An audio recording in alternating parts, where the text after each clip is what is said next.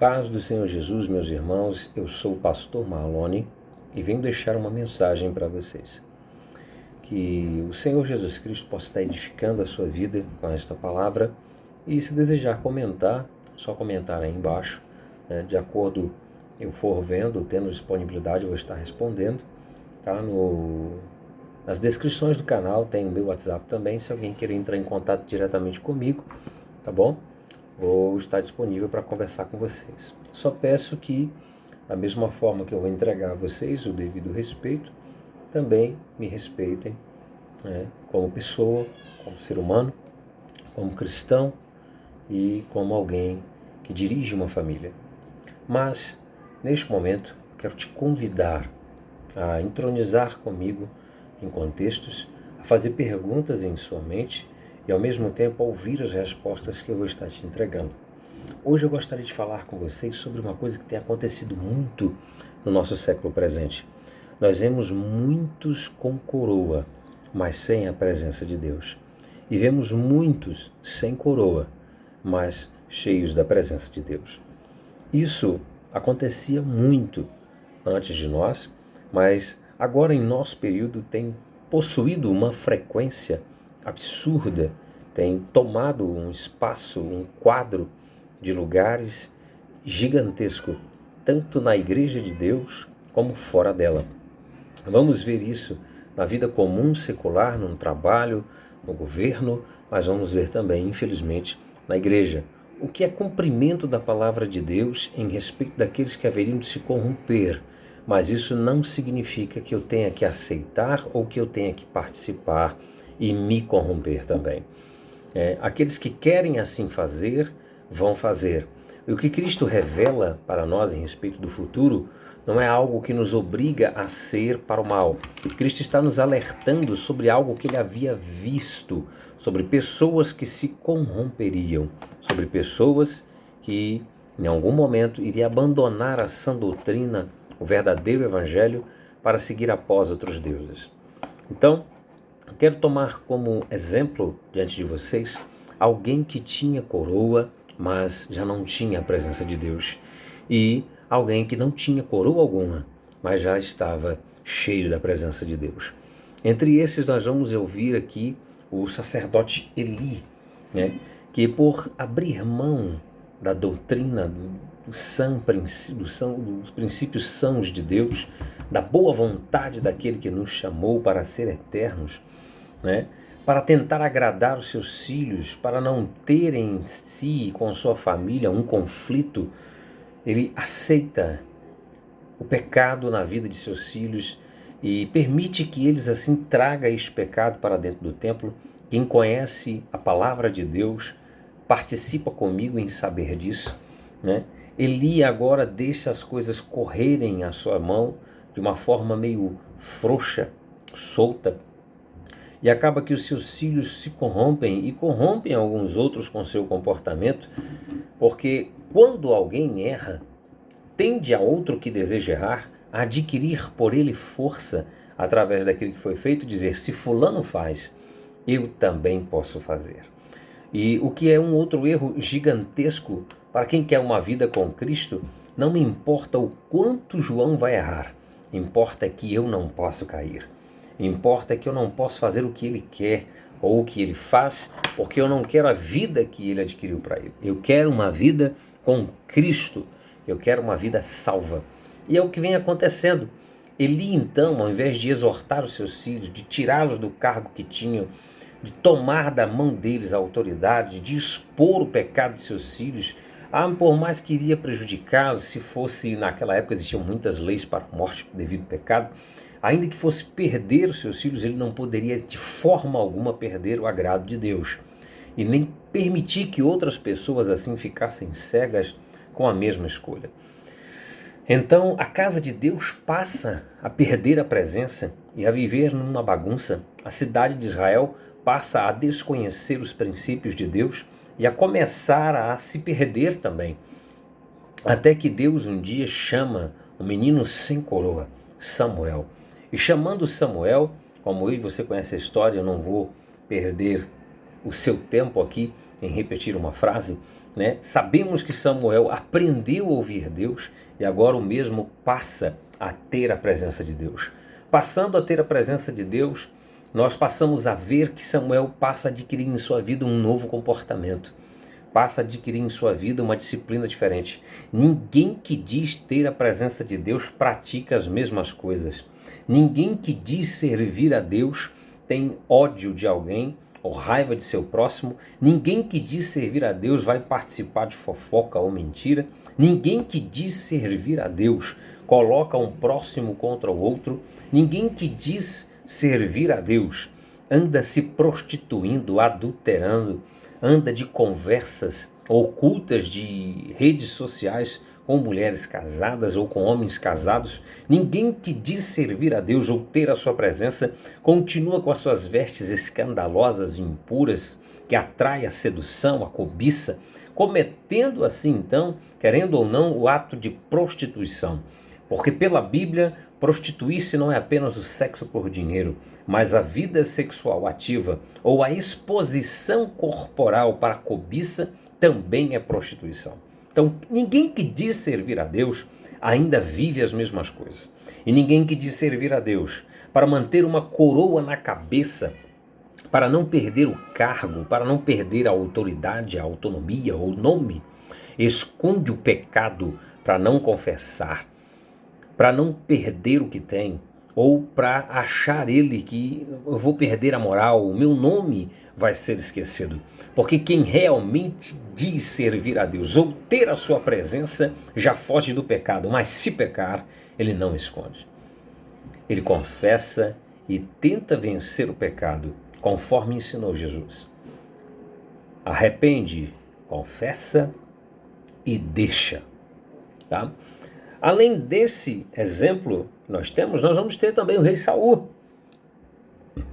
Saul começou com a presença de Deus. E é o que acontece com alguns. Você vai ver o histórico do homem, a casa dele era uma casa de oração.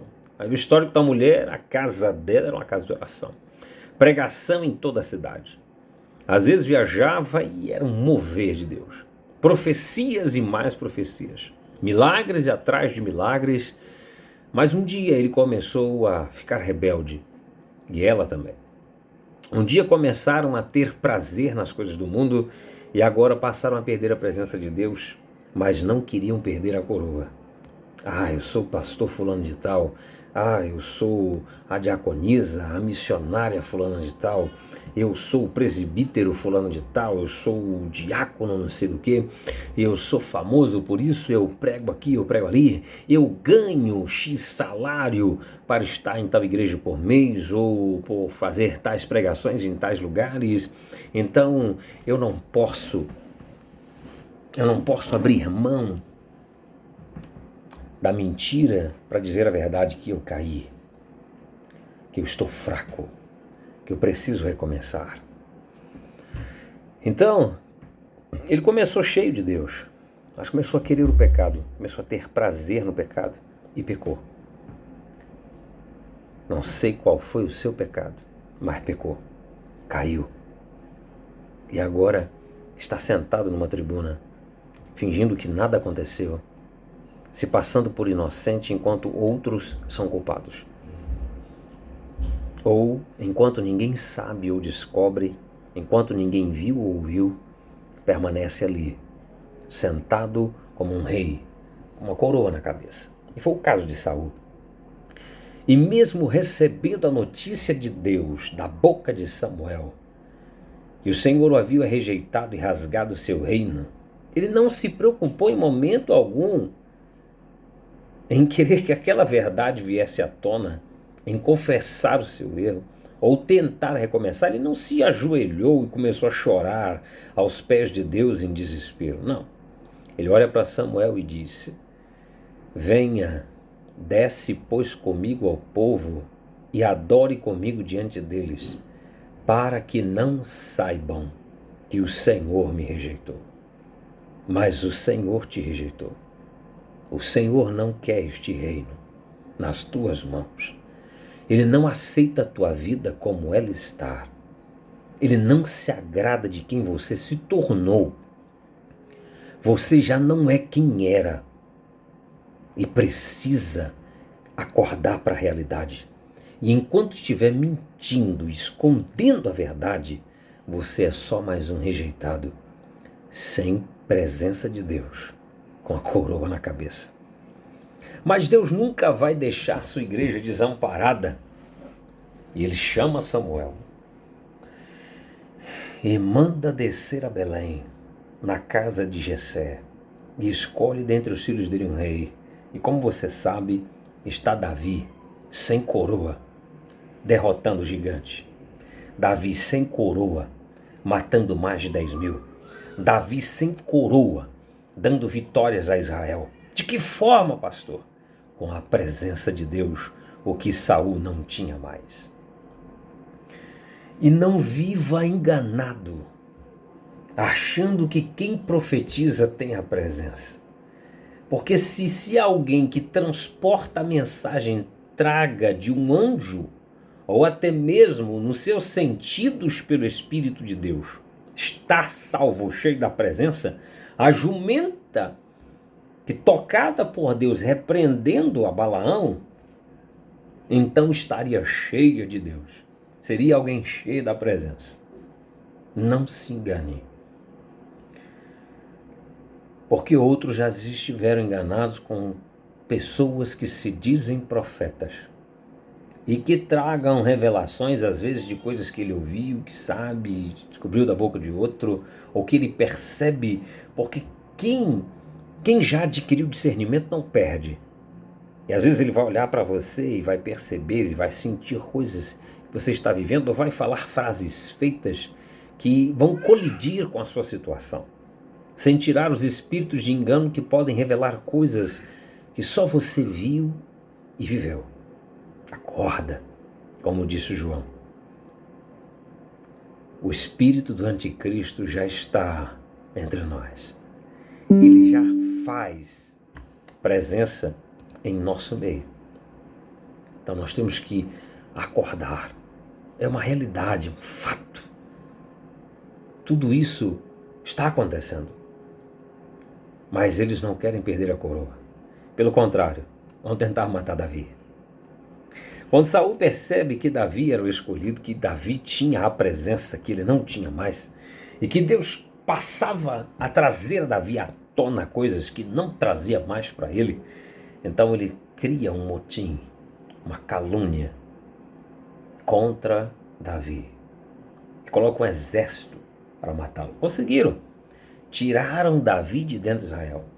Tiraram Davi da sua paz. Ele teve que se esconder, fugir como animal. Mas não há nada escondido dos olhos de Deus. Eu não vi, eu não vi, eu não sei. Outro não viu, outro não ouviu, outro não sabe. Mas Deus viu, Deus ouviu e Deus sabe. E Ele não vai deixar você escapar. Conserta a tua casa enquanto dá tempo.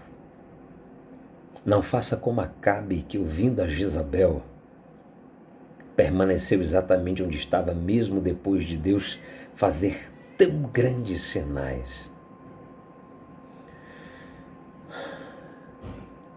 Será possível que Deus terá que te permitir a morte para que quem está sem a coroa, mas está cheio da presença, possa chegar ao lugar de direito? Deus não quer você derrubado, mas Ele quer que você confesse e recomece para Ele te levantar de novo. Não seja mais um caído, uma caída. Não seja Acabe. E também não seja Jezabel, minha irmã. Todas as mentiras que você esconde e usa a desculpa de dizer, juntamente com os hipócritas ao seu redor, é para não ter escândalo. O maior escândalo vocês cometeram. E Jesus está ouvindo ele todos os dias. Não seja hipócrita. Fale a verdade. Recomece a sua vida. E se perder esta glória que você tem tanto medo de perder, esse dinheirinho, essa posição, esse cargo, a presidência dessa igreja aí, não sabe que você já perdeu o céu. Porque aquele que querer guardar a sua vida já a perdeu. Mas aquele que perder a sua vida por amor de Cristo, esse a encontrou. Eu posso até perder tudo, mas eu não vou perder Jesus Cristo. A verdade pode me tirar de qualquer lugar, mas nunca vai me tirar da presença dele. A paz do Senhor Jesus para vocês. Que Deus os abençoe.